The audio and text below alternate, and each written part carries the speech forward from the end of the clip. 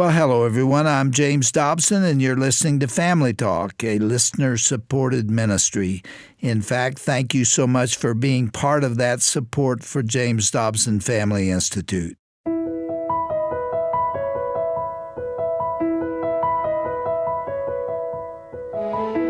Well, welcome to Family Talk, the broadcast division of the Dr. James Dobson Family Institute. I'm Roger Marsh, your co-host for the day, and we have a couple of special guests in studio with us. As Christians, we have a unique story to tell of the faithfulness and grace of the Lord in our lives, how He moved and provided in unimaginable ways. Our guests today here on Family Talk have been on a unique journey, both individually and as a married couple, one that has taken them through mountaintops and low valleys with a little bit of music along the way. Our guests are Rebecca St. James and her husband, Cubbie Fink. Now, you probably know Rebecca and are aware of her musical career that has literally spanned decades. She's best known for her songs Wait for Me, Breathe, and God of Wonders. And in addition, she's also an author of a dozen books, and she's also an accomplished actress. Cubbie Fink is a founding member of the Grammy-nominated indie pop band called Foster the People. He's also a successful film producer and director, and his most recent production endeavor is the phenomenal film called Unsung Hero, which features the family of his wife, Rebecca. We'll talk about that a little bit later on. Cubbie and Rebecca have written a memoir together called Lasting Ever, Faith, Music, Family, and Being Found by True Love. And we'll be discussing that today as well. They have 3 children and make their home in Nashville, Tennessee. Rebecca St. James, Cubbie Fink, welcome to Dr. James Dobson's Family Talk. Dr. Dobson and his wife Shirley send you their warmest regards, and we understand that that warmth is well appreciated since Nashville's so cold right now. Oh, give them ours as well. Thank you, Roger. Thank you for that wonderful intro. Yes. Appreciate that. This is a great book, and some people heard me in the intro say the book is called Lasting Ever, and I thought, well, now maybe you might want to call it Happily Ever After. How did you come up with the title Lasting Ever? Yeah, I love that you've asked about that, and it is a little bit of a twist on everlasting and happily ever after. And I think when we were talking about the book and kind of our story, we were just very cognizant of the fact that people long for their dreams to come true in life. They long for the fairy tale. They long for this happily ever after. And then acknowledging that, Scripture says that in this world you will have trouble. Like, we are promised this. We're not promised that things are going to be perfect. We're not promised this exact happily ever after that we dream of, but we are promised that He will never leave us and He will never forsake us, and that He is good and He is faithful, and He can take all the circumstances of our lives and bring beauty and goodness out of it.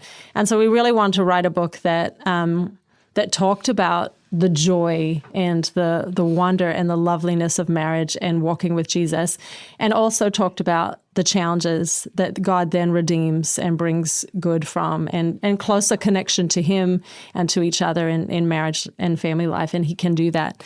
And so it's really a book of hope. That's what we wanted to write. But the title teases all of that, and I love that you highlighted that. Yeah, Lasting Ever, Faith, Music, Family, and Being Found by True Love. And Cubbie, in the book, I love the way it's written because it's your story, it's her story. You weave them together. You guys are both really excellent writers. Was this a labor of love for you? I mean, because let's be honest, your music is coming first, so wouldn't expect you to be great writers. But you're really good writers, too. I mean, that's just you. Renaissance couple. Oh, my goodness. What was it like for you, Cubbie, saying, let's put all this stuff together? She's writing hers, I'm writing mine. How do we tell this story? Yeah, I mean, it's rare, if ever, that you're forced to reflect on your own life to the degree that you have to write a memoir. So the process was incredibly unique and far more therapeutic, cathartic, redemptive, healing. It was all of those things and in ways that I wasn't even anticipating, and the ways that the Lord has already worked just through the process of writing and conversations that it's led to, and just the healing that I've seen without even the book being out yet has just kind of been mind-boggling. But the actual writing process, labor of love would be a good way to put it, but really enjoyable. I mean, writing is something I've always enjoyed and have never really had dedicated time to devote to it. And it's in every season of my life, probably just this undergirding desire of I wish I had more time to just sit down and write. And a lot of it is the discipline of doing it. Right. So suddenly we were presented with this opportunity to write a book. And even the book process itself, I mean, we had toyed with the idea early in marriage of, maybe at one point it might be fun to write a book. But I think in both of our minds, it's like, well, it's probably a little further down the track when we're older and wiser and have more to say. But it was actually one of the producers of Unsung that approached us and just said, hey guys, you have a story that I think can encourage a lot of people. And so that got the wheel spinning, and we prayed about it and just felt like, yeah, maybe this is the time to do it. So in the midst of all the crazy in our lives, we were very intentional about carving out some time and just putting some words on the page, and we worked with a couple of ghostwriters that helped us organize. I mean, we had probably prioritize 75 to 80 hours of interviews that we sat down and recorded with them. And so just trying to organize that was quite a feat. I mean, it's really like a puzzle of figuring out how the pieces fit together to paint some sort of picture that means something. So, but yeah, I mean, it's something that I really enjoyed and look forward to doing more in the future for sure. Rebecca, one of the things I noticed in reading this book was it felt, you mentioned, kind of cathartic to have this kind of experience. And I'm sure there are a lot of couples who are saying, well, we couldn't sit down and write a book about our marriage, but maybe it would be kind of healing. But talk about how at this season in life for you, wife, mom, you got 3 kids now, this is something you'd always wanted. And yet many of our listeners know you from the fact that you are musical. Cubbie mentioned Unsung, of course, the movie Unsung Hero, about the Von Trapp, Smallbone family. Nice one. Nice flip. Talk about how music just it started to happen for you. It was kind of an organic calling from God, natural and supernatural all at the same time. Yeah, it really was. I moved to the U.S. when I was 14, and the film documents that. And then my family lived by faith for that first couple of years of living here in the U.S., which really gave me a testimony at, starting my first album at 15 and going full-time at 16. People were questioning a little bit if I had something to say, but because of living by faith as a family and seeing God do miracles provisionally for our family when we first moved to the U.S., I did have a story and I had something to write about. And if I can interrupt just to add a little emphasis to what you were talking about, when you talk about living by faith, here's this family with all these children and your dad didn't have a job necessarily. Things that were supposed to happen didn't. And you really were praying every day, that God would meet needs. It was that deep. Yeah, and it's interesting because the beginning of Unsung Hero, it says, this is a true story. It doesn't say this is based on a true story. And it's because pretty much every detail is true. Some of it's slightly exaggerated, but it's so true. And so we were like sitting on the floor in this furnitureless rental house, praying for a car and money and food and everything that we needed. And, my sister to be able to be born in a hospital because we didn't have insurance and things like this. And so we saw these needs being met, a homeschool family giving us keys to their brand new van and groceries dropped on the doorstep and, truckloads of furniture at our house and all these things. Checks come in the mail that would cover bills by dollars. And so it was amazing living through that. And it was amazing last year to have this movie come out and, I'm seeing this girl who looks almost identical to me at that time in my life play me and see your story play out on the big screen. But, seeing families too being encouraged to trust God in prayer and to pray together and be very specific in prayer. And I've heard countless stories of people with, tears in their eyes saying that film was really a moment for their family of trusting God in a new way. And so I'm really thankful that we went through that time. And I'm thankful for how God then led me into music. And, here in Nashville, just partnered us with the right people and the right record label. And for such a time as this, to share about his good news through music. So it was definitely a God thing on all those levels. And I love the fact that you still look back on that with fondness. I do. It's not a lot of hardship. You went through it, but it's still, those are good memories.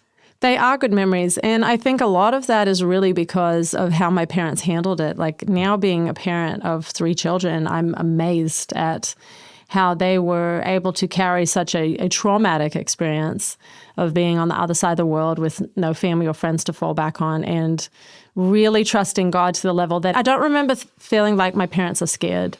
I don't remember feeling like they're in crisis. I just remember that, we knew that we didn't have much of anything, and we knew that we needed to trust God. And then we knew He was coming through for us. And we knew that we needed to work too. We were cleaning houses and babysitting and raking lawns and pulling together as a family.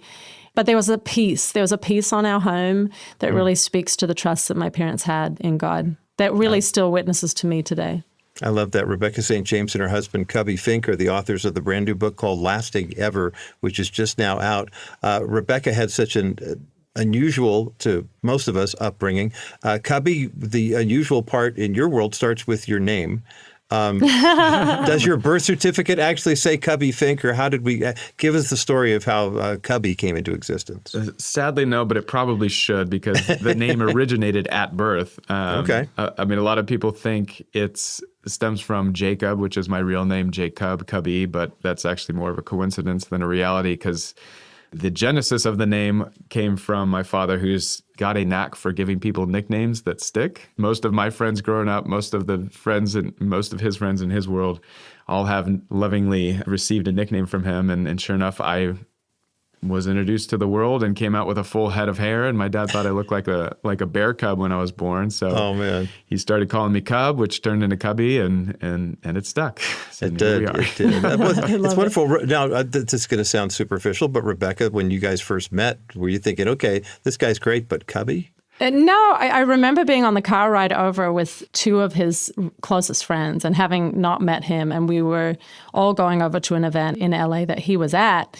And they had literally not told me about him up until that point. And I think they were trying to not be like heavy-handed about the fact that they thought this could be like a match made in heaven. Mm-hmm. And so they were trying to be real chill about it. But they said, yeah, you're going to meet one of our best friends. He's like the best guy we know. And, and his name is Cubbie Fink. And I literally remember thinking, I love that name. It's so creative and so different and so unique. And I was intrigued even more just based on his name. So anyway, I love wild. it. I think it's great. Now, Rebecca's had the journey from Australia to Nashville.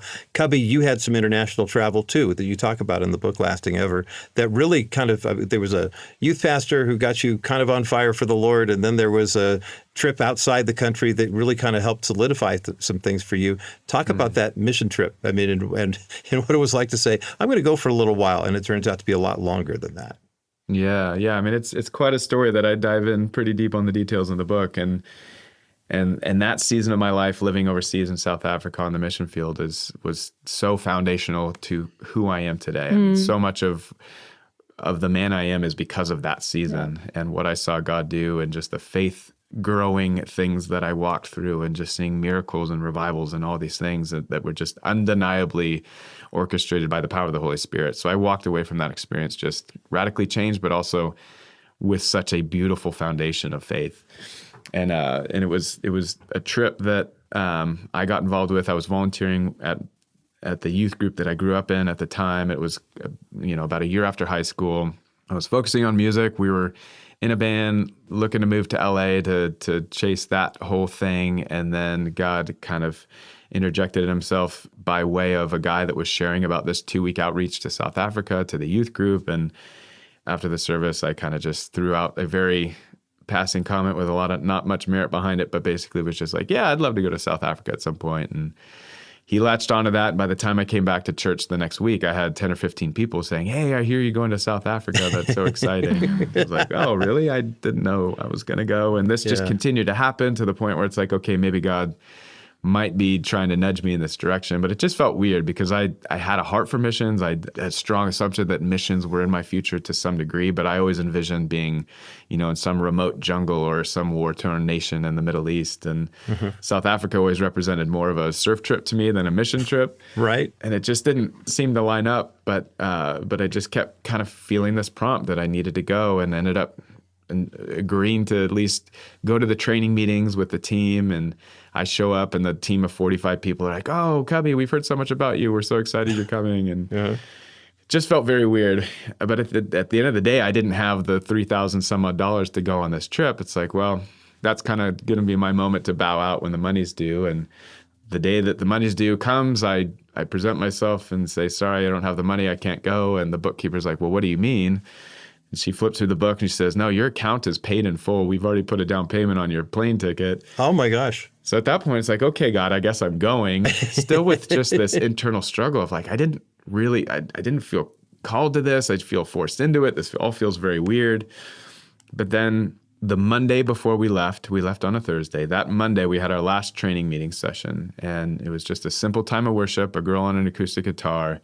Somewhere in the midst of those few songs, just felt just completely sucked into the power of the Holy Spirit, heard what was as close to an audible voice of God that I've ever experienced, basically hearing God say, Cubbie, I want you to go on this trip, and you're staying for a lot longer than 2 weeks. And so suddenly I had just this overwhelming amount of peace about not only the 2 weeks that I was committing to on the front end, but just peace about staying indefinitely. And so I sat down after this worship session and trying to, now start rationally think about what I think I had just heard. And then I'm realizing that I've just got 4 or 5 pretty big commitments that are tying me to the States at that moment, and just up and leaving would not be a wise move.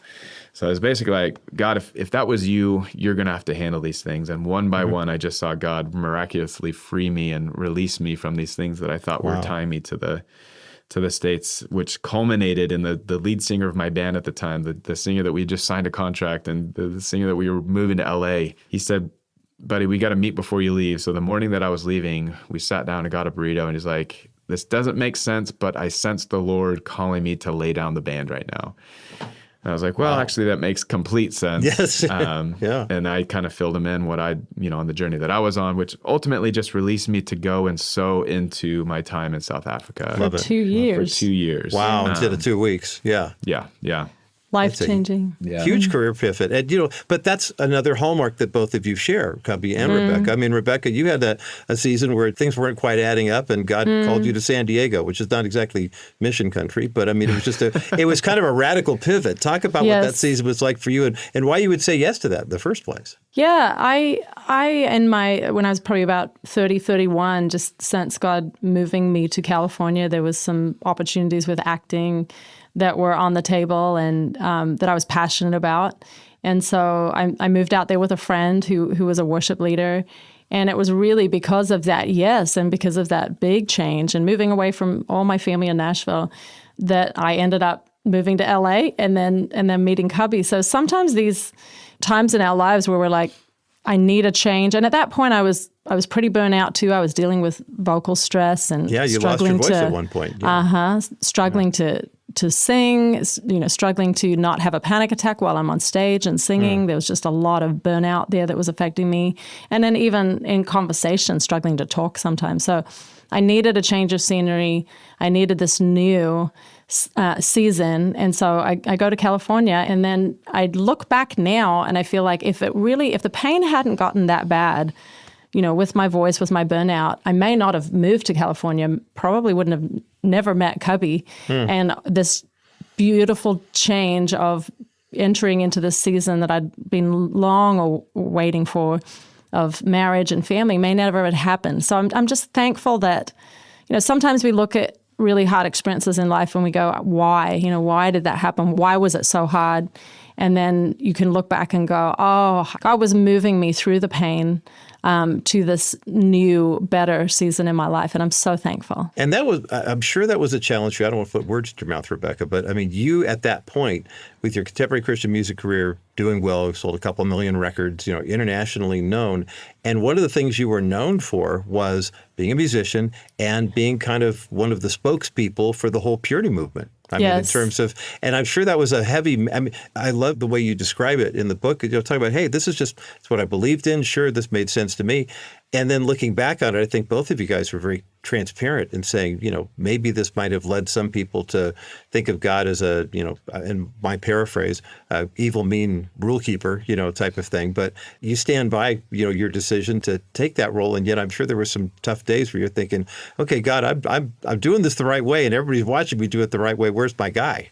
Yes. Where's my bridge? I mean, speak to every single woman who's listening to us right now who says, man, I've been waiting for that. Either I was married and it didn't work, or I'm in my 30s or 40s and I'm saying, hello, God, are you there? Do you still care? What were your prayers like during that time? Yeah, it was a really, really challenging season for me. You know, I was very, very public about waiting for my prince to come, and had a song about it and books about it, and, you know, like spoke about it in every show, that I believe God's way is the best, and that, you know, I was committed to waiting for my holy hunk wherever he was out there. Yeah. But I think, you know, my song Wait for Me that I'd written, you know, for my future husband out there 10 years before I probably met him, it got harder and harder to sing because, you know, the Bible says that hope deferred makes the heart sick. And I really look back and go, yeah, my heart was sick about the fact that these dreams had not come true, and there wasn't necessarily this guarantee that they would.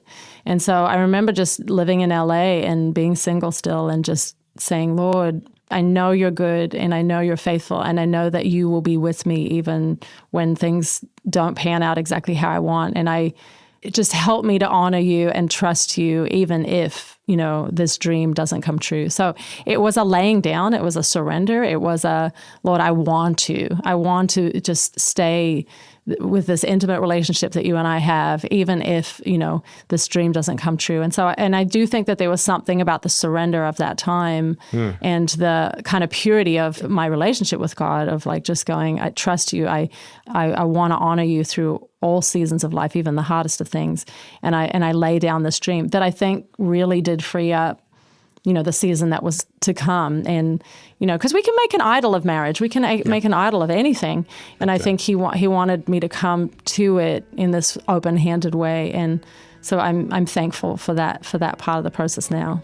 Well, we have covered so much ground in this brand new book by Cubbie Fink and Rebecca St. James called Lasting Ever, and we've just really scratched the surface, so we're going to need another program. Cubbie, Rebecca, can we keep you on board for another broadcast here? We would love that. I would love it. Absolutely.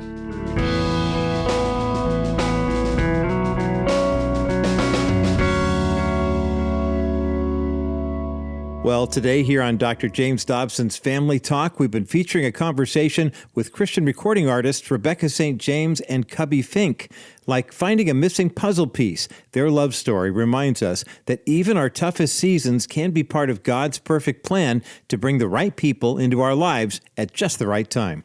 Now, we hope you'll make plans to join us again next time to hear part 2 of this conversation.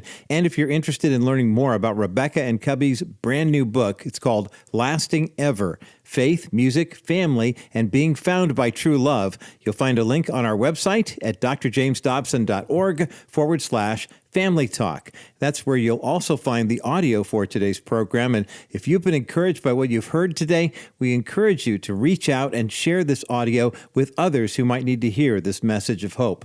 By the way, for more content from Dr. James Dobson and Family Talk, be sure to download the official James Dobson Family Institute app. It's available for both Apple and Android. And don't forget to sign up for our email list to receive free digital resources, including Dr. Dobson's monthly newsletter.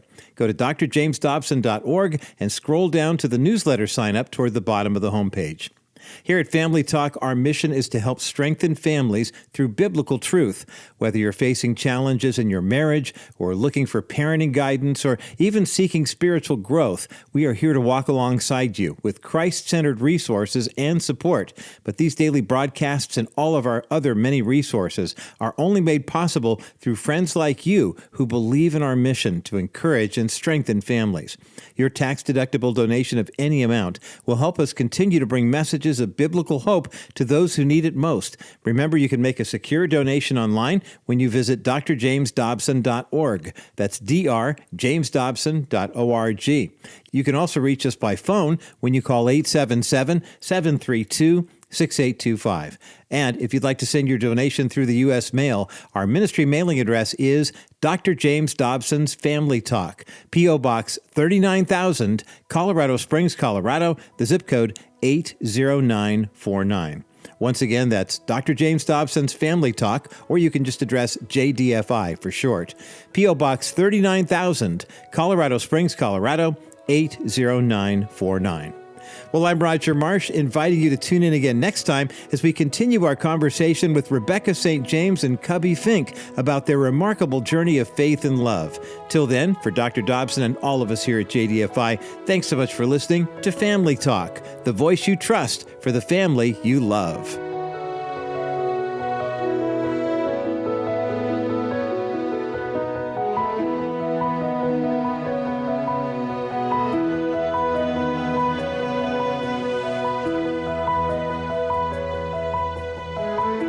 This has been a presentation of the Dr. James Dobson Family Institute.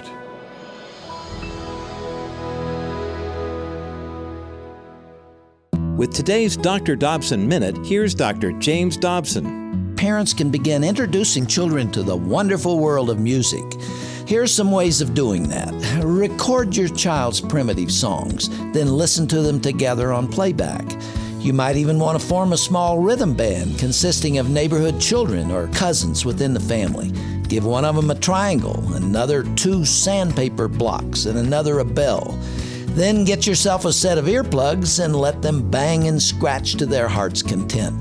Then as the child gets a little older, attend band concerts and parades and recitals.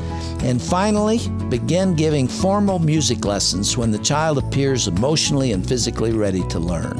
Regardless of the timetable, be sure you introduce your children to this exciting world that they will enjoy for a lifetime. For more information, visit drdobsonminute.org.